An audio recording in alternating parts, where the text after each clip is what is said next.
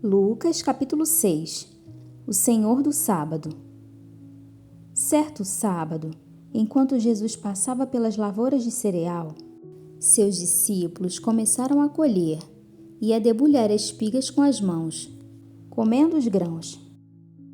Alguns fariseus perguntaram: "Por que vocês estão fazendo o que não é permitido no sábado?"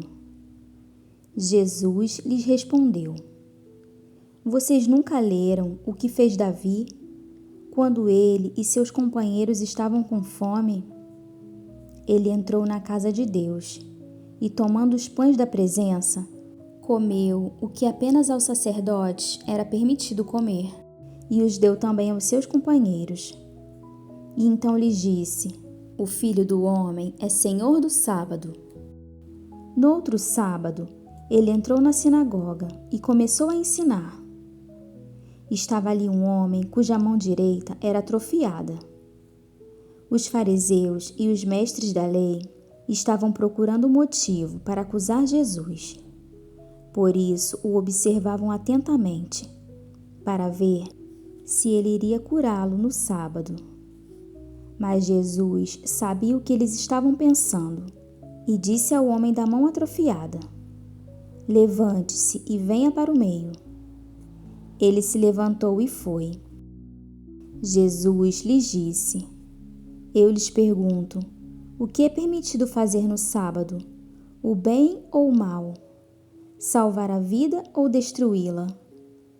Então, olhou para todos os que estavam à sua volta e disse ao homem: "Estenda a mão."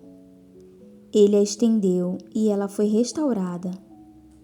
Mas eles ficaram furiosos e começaram a discutir entre si o que poderiam fazer contra Jesus. A escolha dos 12 apóstolos. Num daqueles dias, Jesus saiu para o monte a fim de orar e passou a noite orando a Deus.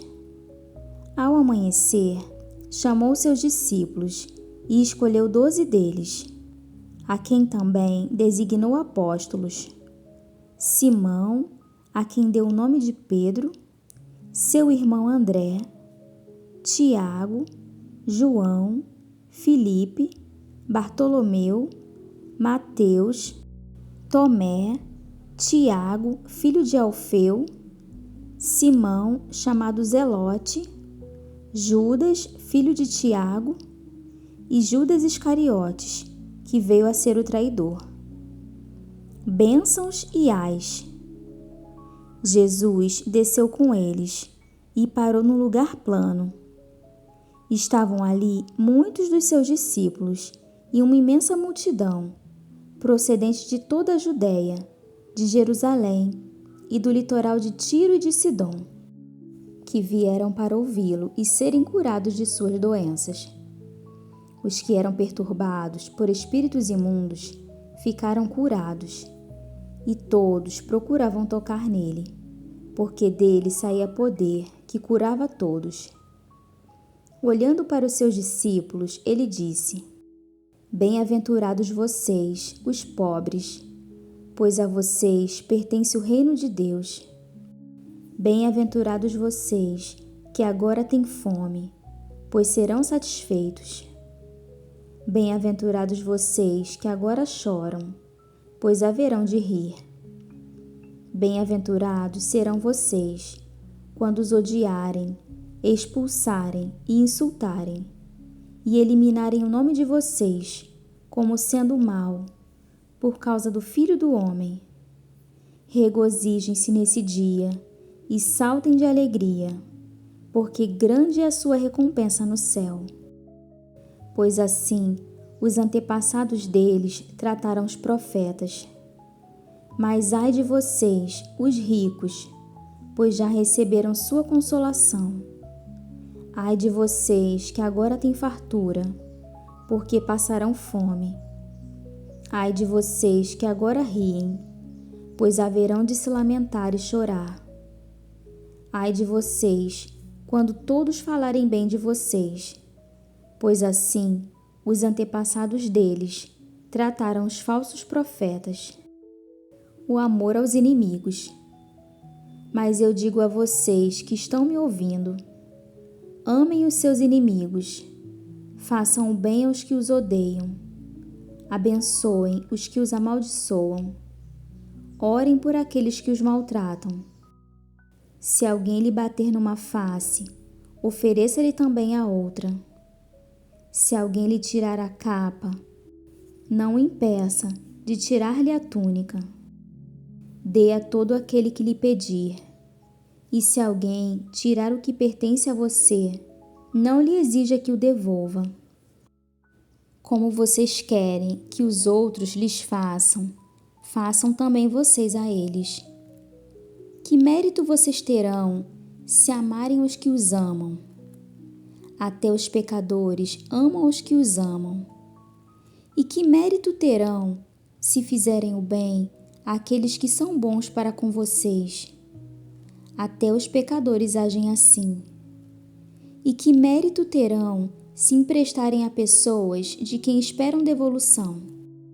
Até os pecadores emprestam a pecadores, esperando receber devolução integral. Amem, porém, os seus inimigos. Façam-lhes o bem e emprestem a eles, sem esperar receber nada de volta. Então a recompensa que terão será grande, e vocês serão filhos do Altíssimo, porque Ele é bondoso para com os ingratos e maus. Sejam misericordiosos, assim como o Pai de vocês é misericordioso. O julgamento ao próximo. Não julguem, e vocês não serão julgados. Não condenem, e não serão condenados. Perdoem, e serão perdoados. Deem, e lhes será dado. Uma boa medida, calcada, sacudida e transbordante será dada a vocês. Pois a medida que usarem, também será usada para medir vocês. Jesus fez também a seguinte comparação: pode um cego guiar outro cego? Não cairão os dois no buraco? O discípulo não está acima do seu mestre, mas todo aquele que for bem preparado será como seu mestre. Por que você repara no cisco que está no olho do seu irmão e não se dá conta da viga que está em seu próprio olho?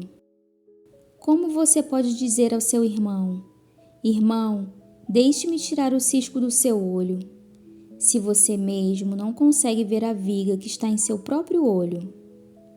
Hipócrita, tire primeiro a viga do seu olho, e então você verá claramente para tirar o cisco do olho do seu irmão. A árvore e seu fruto. Nenhuma árvore boa dá fruto ruim, nenhuma árvore ruim dá fruto bom. Toda árvore é reconhecida por seus frutos. Ninguém colhe figos de espinheiros, nem uvas de ervas daninhas. O homem bom tira coisas boas do bom tesouro que está em seu coração, e o homem mau tira coisas más do mal que está em seu coração, porque a sua boca fala do que está cheio o coração. O prudente e o insensato. Por que vocês me chamam Senhor, Senhor, e não fazem o que eu digo? Eu lhes mostrarei com quem se compara aquele que vem a mim, ouve as minhas palavras e as pratica. É como um homem que, ao construir uma casa, cavou fundo e colocou os alicerces na rocha. Quando veio a inundação, a torrente deu contra aquela casa, mas não a conseguiu abalar, porque estava bem construída.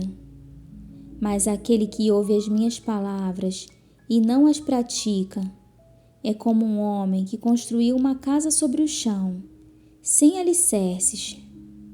No momento em que a torrente deu contra aquela casa, ela caiu, e a sua destruição foi completa.